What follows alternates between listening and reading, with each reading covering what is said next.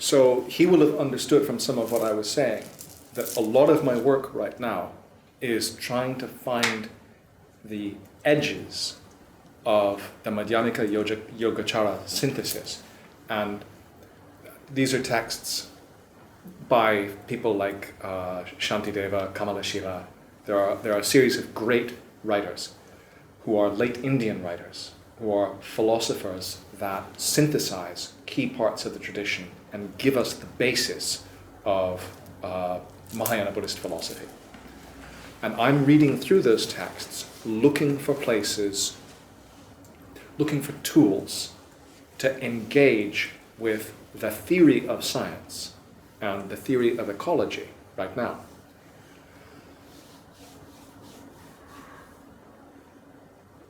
I think there are probably also very good texts by Jangom Mipam, but I don't know what texts there are. And if he might suggest either Sanskrit works that I haven't looked at, or texts by Longchenpa or Mipam or another key figure that I could use to help keep working on this question of how Buddhism and science, especially Buddhism and ecology, meet each other, not just as meaning to do the right thing, but as serious disciplines in conversation with each other.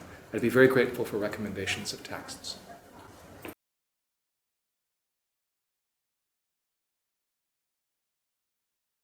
Okay. Let me see. Mipam Rinpoche produced extensive writings, particularly abundant works in medical science. Besides this field, I remember he authored. He also covered topics in the field of astronomy, and there are also some works on modern subjects, for instance, including some various aspects of well-known and established traditional psychology. There is actually quite a lot to be found in these areas. For example, in terms of astronomy, there is a text called the Great Commentary on the Kala Chakra, which is well known for being a very large and important book. He also wrote in great detail about calendrical calculations, which is what we now most commonly refer to as astronomy, and another being the various psychological aspects which are closely related to and influence our experiences and interactions in our daily lives, and including some important and relevant aspects of modern management studies. Mipam Rinpoche wrote, Advice on the Conduct of Kings. That text can be said to be related to some of today's guidance on how a king should govern.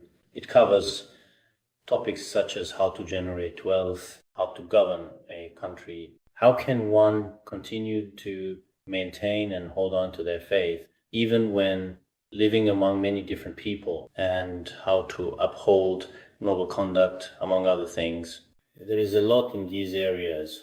As for Longchenpa's teachings, most of them are probably primarily focused on the highest aspects of mind and nature, whether it's the 7 treasures or the 4 heart essences. These all discuss rather profound and subtle aspects. But of course, besides these, there are also some historical and logical treatises, and Longchenpa also contributed works in these areas. As for cosmology, in particular, Longchenpa also, in fact, had some different perspectives. Longchenpa's Treasury of Wish-Fulfilling Jewels is a treatise that offers a rather comprehensive explanation. The renowned Longchenpa's Treasury of Wish-Fulfilling Jewels. Mipam Rinpoche's treatise on the 2 codes of conduct, which is a renowned work, the treatise on the 2 codes of conduct, which we are also studying now. It is essentially a combination of the secular world and Buddhism, how to effectively manage people, how to, it's like modern management, as well as some aspects of including various fields such as political science. It also touches on economics, such as how to make money, but this ingredient is not very much. More importantly, it addresses the governance of an entire nation, including environmental as well as matters of people's spiritual beliefs and so on. About this treatise, actually, for someone who is a leader or for a manager, it is especially necessary to learn some of its guiding principles.